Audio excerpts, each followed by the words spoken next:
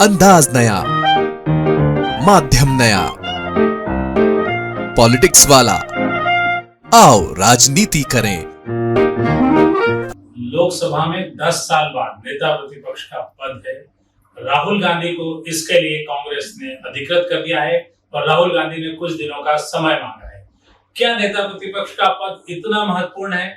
क्या राहुल गांधी इसे स्वीकार करेंगे? और इसे स्वीकार करने से राहुल गांधी की राजनीति को कितना फर्क पड़ेगा? आज हम इसी विषय पर बात करेंगे। नमस्कार, मैं पंकज मुखाती, पॉलिटिक्स वाला पीएम टाइम में एक बार फिर आपका स्वागत है।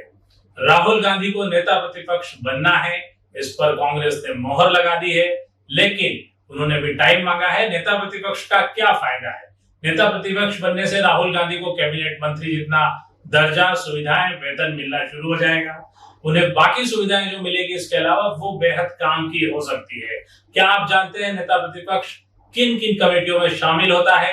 राहुल गांधी के नेता प्रतिपक्ष बनने पर उन्हें लोक लेखा समिति में शामिल किया जाएगा।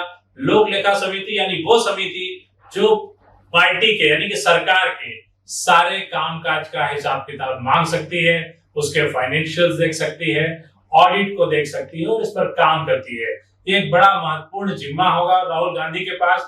लोक लेखा समिति में आने से सरकार के फाइनेंशियल काफी जानकारियां होंगी, जिससे वे नेता प्रतिपक्ष के नाते अपनी बात और मजबूती से रख पाएंगे। उसके बाद सरकार क्या खर्च कर रही है, क्या नहीं कर रही है, कितना झूठ बोल रही है, किन चीजों पर भारतीय जनता पार्टी के नेता गलत बात कर रहे हैं, इसको राहुल गांधी तथ्यों के साथ उस समिति में होने के कारण रख पाएंगे। दूसरा बड़ा फायदा जो उन्हें होगा, कई महत्वपूर्ण पदों की नियुक्ति में हिंदुस्तान का जो राजनीतिक स्ट्रक्चर है उसमें नेता प्रतिपक्ष का शामिल होना बेहद जरूरी है। अब आप जान लीजिए महत्वपूर्ण नियुक्तियां कौन सी होगी। सबसे महत्वपूर्ण सीबीआई और ईडी के प्रमुख की नियुक्ति बिना नेता प्रतिपक्ष को शामिल किए नहीं होती है। मुख्य सूचना आयुक्त की नियुक्ति भी नेता प्रतिपक्ष के हाथों से गुजरती है। मुख्य चुनाव आयुक्त, जिसको लेकर सबसे ज्यादा चर्चा है इस चुनाव में कि मुख्य चुनाव आयुक्त सरकार के हाथों में खेल रहे थे, सरकार के इशारों पर चल रहे थे और सरकार की स्क्रिप्ट में काम कर रहे थे, उसको चुनने के लिए जो समिति बनेगी उसमें भी नेता प्रतिपक्ष शामिल रहेंगे, यानी ये भी राहुल गांधी के पास आ सकता है। अब आप देखिए कि सीबीआई, ईडी जो सबसे ज्यादा चर्चा में है, तीसरा मुख्य चुनाव आयुक्त, ये तीन पदों पर अगर नेता प्रतिपक्ष के तौर पर राहुल गांधी नियुक्त होते हैं तो उनका भी दखल रहेगा और इससे निश्चित तौर पर, वैसे आपको उनके दखल से कितना फर्क पड़ेगा ये नहीं दिखेगा क्योंकि समिति में बहुत से सदस्य होते हैं, लेकिन मुख्य चुनाव आयुक्त, सीबीआई प्रमुख, ईडी प्रमुख और मुख्य सूचना आयुक्त और मानव अधिकार आयोग जैसे संगठन एक तरह से कहीं न कहीं नेता प्रतिपक्ष के दबाव में रहते हैं। उन्हें उनकी बात सुननी होती है क्योंकि चयन प्रक्रिया में नेता प्रतिपक्ष भी शामिल होते हैं। इसके अलावा इस सारी प्रक्रिया के बारे में जानकारी राहुल गांधी के पास उपलब्ध रहेगी, जिससे राजनीतिक रूप से वे और मजबूत होकर उभर सकते हैं। अब जान लेते हैं कि नेता प्रतिपक्ष का पद पिछले 10 सालों से खाली क्यों है।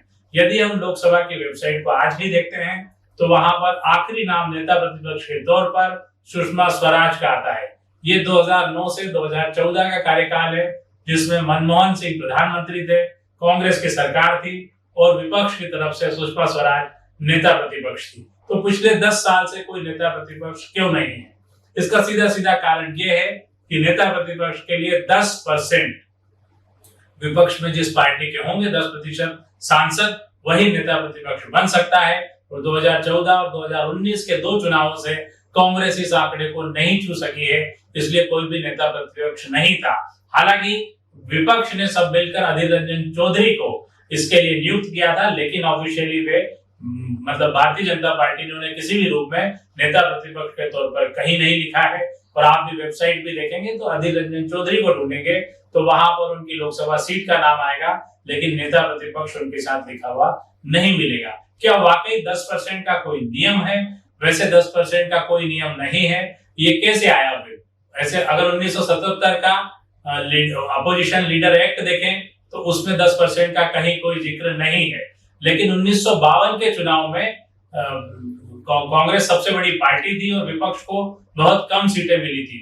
उस समय नेता प्रतिपक्ष की बात चली और मावलंकर कमेटी ने एक बात ये कही कि जिस भी विपक्षी पार्टी को 10% से कम सांसद होंगे उसे नेता प्रतिपक्ष का पद नहीं दिया जाएगा।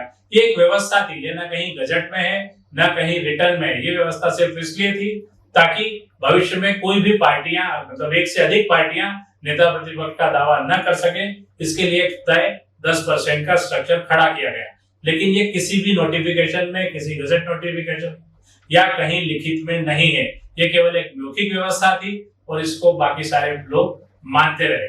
अगर ऐसा होता लिखित में तो आप इसको दिल्ली से समझिए। दिल्ली में जब अरविंद केजरीवाल की सरकार सत्ता में आई तब उनके पास 70 सीटों में से विधानसभा की 67 सीट थी और भारतीय जनता पार्टी के पास सिर्फ 3 सीट। इसके बावजूद भारतीय जनता पार्टी को स्पीकर विजय गुप्ता ने विपक्ष नेता प्रतिपक्ष का दर्जा दिया था। अगर 10% की बात वहां पर लागू होती तो कहीं से भी भारतीय जनता पार्टी के पास 10% विधायक नहीं थे। इसलिए ये केवल एक लिखित बात है। देखना यह होगा कि क्या राहुल गांधी नेता प्रतिपक्ष का पद स्वीकारेंगे और उस पद को स्वीकारने के बाद उनकी भूमिका क्या रहेगी। आज के पीएम टाइम में इतना ही। अगली बार फिर एक नए विषय के साथ आपसे रूबरू होंगे। धन्यवाद, शुक्रिया। हमारे चैनल को लाइक और सब्सक्राइब करना न भूलें।